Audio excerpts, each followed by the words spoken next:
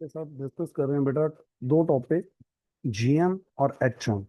Geometric mean कैसे calculate किया जाता है, और दूसरा टॉपिक हम लोग डिस्कस करेंगे, हार्मोनिक मीन कैसे कैलकुलेशंस होती हैं और इनकी प्रॉपर्टीज क्या हैं, जो आपके सीए फाउंडेशन के अंदर एक मोस्ट इंपॉर्टेंट टॉपिक्स में से एक होता है बेटा। ध्यान दीजिएगा। Geometric mean, geometric mean basically होता क्या है बच्चे? nth root, nth root of the product of the observations. जैसे कि बेटा इसके नाम से ही क्लियर है कि हमें करना क्या है। nth root of the finite set of values, यानी कि जितने नंबर्स हमें गिवन है उन सबको मल्टीप्लाई कर देंगे। यानी कि अगर हमारे पास नंबर है 10, 12, 15, तो हमारी एक सिंपल सी कैलकुलेशन रहेगी 10 इंटू 12 इंटू 15, और इन सब का nth रूट 1/3। जो कैलकुलेट करके आएगा इसका nth रूट, वो हमारा आंसर होगा। हमारे एग्जाम के अंदर इसमें किस तरीके के क्वेश्चंस पूछे जाते हैं बेटा? ज्यादातर हमारा क्वेश्चन होता है टू टू नंबर्स के बीच में। तो अगर मैं टू नंबर्स के ऊपर कैलकुलेशन करूं फिर तो बहुत ही इजी है कि अगर मेरे को nth रूट कैलकुलेट करना है सिर्फ दो नंबर्स का, तो 120 और उसकी पावर कितनी है? 1/2, यानी कि अंडर रूट। तो आपके कैलकुलेटर पे अपना सीधा बटन प्रेस करिए और सिंपल अपना रिजल्ट ऑब्टेन करिए। ठीक है बेटा, पावर 1/3 जो होती है, ये हमारे कुछ क्वेश्चंस के आंसर्स में इस तरीके भी लिखा जाता है। तो ये चीज भी आप लोग ध्यान दीजिएगा कि ऐसे रूट का सिंबल लगाकर ये क्यूबिक रूट है। ठीक है, तो इस ऑब्जर्वेशन में और इसमें कोई भी डिफरेंस नहीं होता।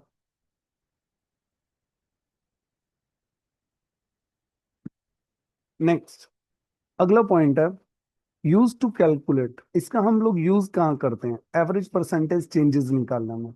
कि जब हमें परसेंटेज चेंज फाइंड आउट करना है सेल्स में, प्रोडक्शन में, तो मेनली ये यूज किया जाता है जहां एवरेज कैलकुलेट करनी होती है परसेंटेज फिगर के अंदर। कि अगर कंपनी क्या कर रही है, 9% इंटरेस्ट दे रही है, फिर नेक्स्ट ईयर 20% दे रही है, फिर 12% दे रही है, तो कंपनी चाहती है हर ईयर एक डिफरेंट रेट से इंटरेस्ट देने की बजाय एक यूनिफॉर्म रेट अप्लाई करें। तो वो यूनिफॉर्म रेट हम लोग किस बेसिस पे कैलकुलेट करते हैं? वो कैलकुलेट करके देता है geometric mean, average percentage increase को निकालने के लिए। इंडेक्स नंबर्स जब हम लोग टॉपिक पढ़ते हैं तो वहां पर भी अगर हमें एवरेज कंप्यूट करना है, क्योंकि इंडेक्स नंबर जिन बच्चों ने किया हुआ है बेटा, इंडेक्स नंबर के अंदर हम लोग क्या करते हैं, प्राइस रिलेटिव वगैरह कैलकुलेट करते हैं। तो उसमें भी वो चीजें क्या होती हैं, परसेंटेज फॉर्म में ही होती हैं। तो बात यहाँ पर भी इनडायरेक्टली वो यही कहना चाहता है कि जब भी हम परसेंटेज एवरेज कंप्यूट करते हैं वहां पर हम लोग जीएम का यूज करते हैं। तो बेटा जो फॉर्मूला आप लोगों को अभी बताया वही फॉर्मूला यहाँ फिर से मेंशन किया हुआ है मैंने, कि x1 है, 2 है, 3 है। अगर n x है तो रूट भी जो होगा वो 1/n होगा। अब तीन होंगे तो बाय 1/3 हो जाएगा, टू होंगे तो 1/2 हो जाएगा। और डिस्क्रीट और कॉन्टिन्यूड सीरीज के अंदर ये फॉर्मूला कैसे अप्लाई होता है?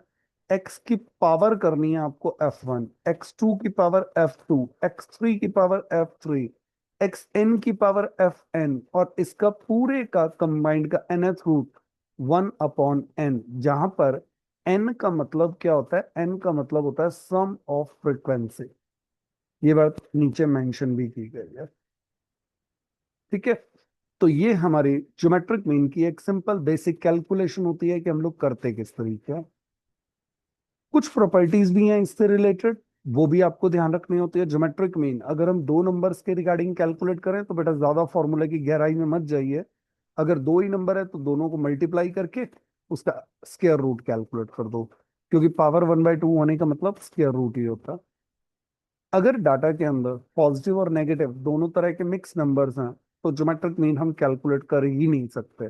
ज्योमेट्रिक मीन हम तभी कैलकुलेट कर सकते हैं या तो सारे ही नंबर पॉजिटिव हो या फिर सारे ही नंबर नेगेटिव हो।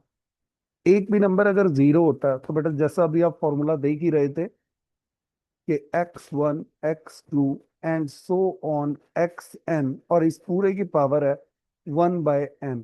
अब अगर एक भी नंबर अगर इक्वल टू जीरो हो गया तो उसका इफेक्ट क्या पड़ेगा कि ज्योमेट्रिक मीन क्या हो जाएगा? जीरो। ज्योमेट्रिक मीन की वैल्यू अरिथमेटिक मीन से कम होती है, यानी कि अगर मैं एक ही सेट ऑफ ऑब्जर्वेशन दे लूं और उसका जीएम भी निकालूं और एएम भी निकालूं, तो जनरल टर्म में ये बोला जाता है कि जीएम जो होता है ना वो छोटा होता है एएम से। इसका बच्चे रीजन आपसे कोई पूछता नहीं है, लेकिन आपको पता होना चाहिए कि ज्योमेट्रिक मीन करता क्या है। ज्योमेट्रिक मीन स्मॉल वैल्यूज को एक्स्ट्रा इंपॉर्टेंस असाइन करता है। अरिथमेटिक मीन जितने भी नंबर होते हैं हर एक को एक इक्वल इंपॉर्टेंस देता है। यानी कि एम निकालते हुए अगर हमारी 5 ऑब्जर्वेशन है तो उसके लिए पांचों ऑब्जर्वेशन की वेटेज बराबर है। जबकि जीएम में क्या होता है, नंबर जितना छोटा होगा उतनी उसकी इंपॉर्टेंस बढ़ती जाएगी। तो एक्स्ट्रा वेट असाइन करने की बात जहां आती है वहां पर जीएम को यूज किया जाता है।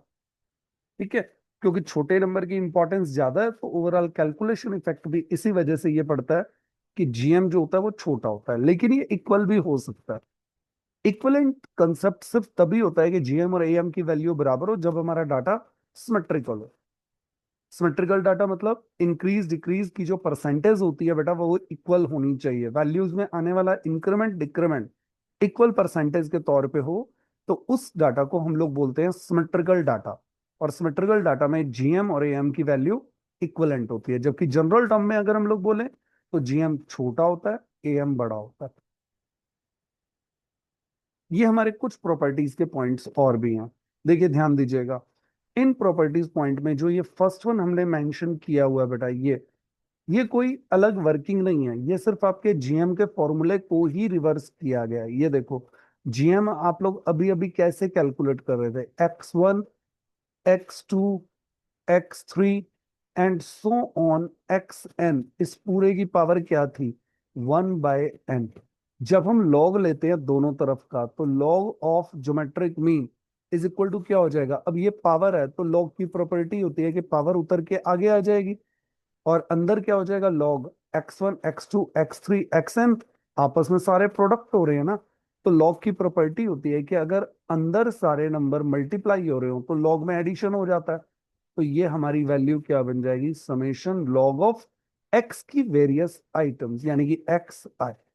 एक्स के हर एक नंबर का अलग अलग लॉग लेना है और फिर उसका सम करके उसको एन से डिवाइड कर देंगे तो लॉग ऑफ जीएम के बराबर हो जाएगा।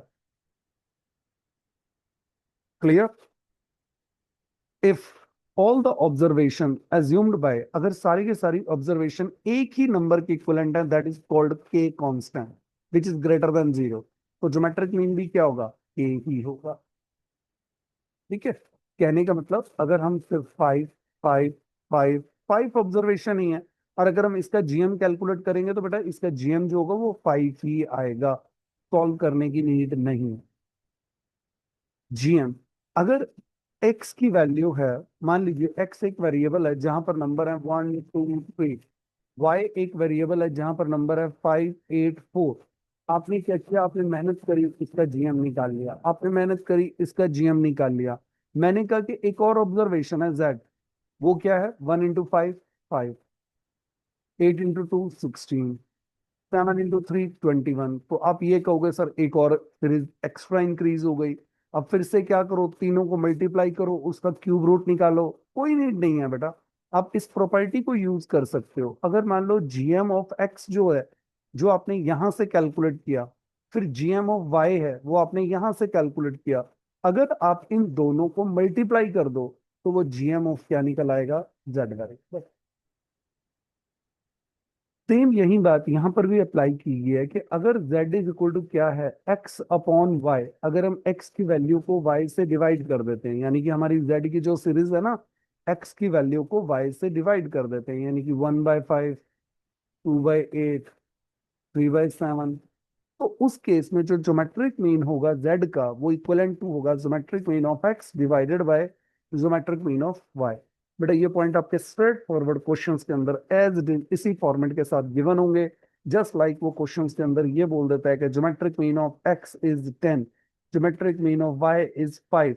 If all the value of x divided by all the value of y, then new series is called z, then what will be the geometric mean of z? सीधा answer है 10/5 equal to 2 answer, that's all. तो बेटा ये आपको property याद रहनी चाहिए, otherwise आप क्वेश्चन सॉल्व नहीं कर पाएंगे। ठीक है, कंबाइंड ज्योमेट्रिक मीन, अगर मान लो हमारे दो अलग अलग ग्रुप हैं और उनको हम कंबाइन कर देते हैं, तो कंबाइंड ज्योमेट्रिक मीन का फॉर्मूला होता है N1, नंबर ऑफ आइटम्स जो पहले ग्रुप में है, लॉग ऑफ G1 पहले वाले ग्रुप का ज्योमेट्रिक मीन का लॉग, प्लस में N2 number of items second group के अंदर, multiplied by log of G2, G2 मतलब सेकेंड ग्रुप के ज्योमेट्रिक मीन का log, divided by N1 plus N2, और इस पूरे का anti log, that is equal to combined geometric mean. इस प्रॉपर्टी को हम लोग नाम क्या देते हैं कि geometric mean also have mathematical property. Mathematical properties word हम हर जगह अप्लाई करते हैं जहां पर दो अलग अलग ग्रुप्स को कंबाइन किया जा सकता है। अब मैथमेटिकल प्रॉपर्टी अरिथमेटिक मीन में भी होती है क्योंकि आप कंबाइन कर सकते हो, मीडियन में नहीं होती, मोड में नहीं होती, पार्टीशन वैल्यू में नहीं होती, लेकिन जीएम में होती है और एचएम में भी होती है। इन सब में मैथमेटिकल प्रॉपर्टी एग्जिस्ट करती है। कुछ प्रैक्टिस क्वेश्चंस हैं बेटा, उन पर ध्यान दीजिए। ज्योमेट्रिक मीन बेटा ये वही क्वेश्चंस हैं जो आपके स्टडी मटेरियल्स के अंदर गिवन है सीए फाउंडेशन के, तो आप लोग इनको एक बार प्रैक्टिस जरूर करके देखें। तो 4 और 9 ये दो नंबर हैं, इनका अगर मेरे को जीएम निकालना है तो मल्टीप्लाई करके, दो ही नंबर है तो पावर 1/2। 36 का रूट अगर मैं कैलकुलेट करूं तो 6 इज 9, दैट्स ऑल। 3, 9 और 27 अगर मेरे को इसका जीएम निकालना है तो 3 × 9 × 27, लेकिन इस बार बच्चे पावर क्या होगी, 1/3। अब 1/3 को मैं कैलकुलेटर से सॉल्व करने की बजाय बेटा थोड़ा सा अपने मैथ्स के चैप्टर के हेल्प से भी कर सकता हूँ। तो जरा ध्यान दीजिएगा, 9 को मैं 3 का स्क्वायर लिख सकता हूँ और 27 को 3 की पावर 3 भी लिख सकता हूँ।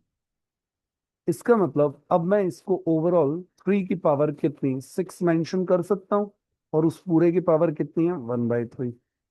पावर के ऊपर पावर जो होती है वो आपस में मल्टीप्लाई हो जाती है, ये सबका बेस सेम था इसलिए पावर को मैंने ऐड कर दिया, 1 + 2 + 3 पावर 6 हो गई। इसका मतलब अगर मैं इसको कट करता हूं तो ये आ जाएगा 3 की पावर 2, यानी कि 9 आंसर। क्वेश्चन होगा क्लियर। तो बेटा ये जीएम कैलकुलेशंस करने का तरीका है। आप लोगों को एग्जाम में ऐसा पैनिक नहीं होता, सिंपल टर्म्स के साथ आप लोग पावर को इक्वलेंट करके अपनी कैलकुलेशंस कर सकते हो।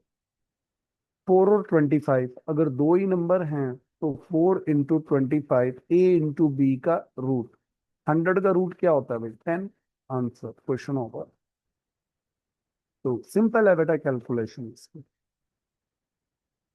पहला टॉपिक हमारा कंप्लीट होता है ज्योमेट्रिक मीन, ठीक है। अगला टॉपिक, इसका नेक्स्ट टॉपिक बच्चे हार्मोनिक मीन।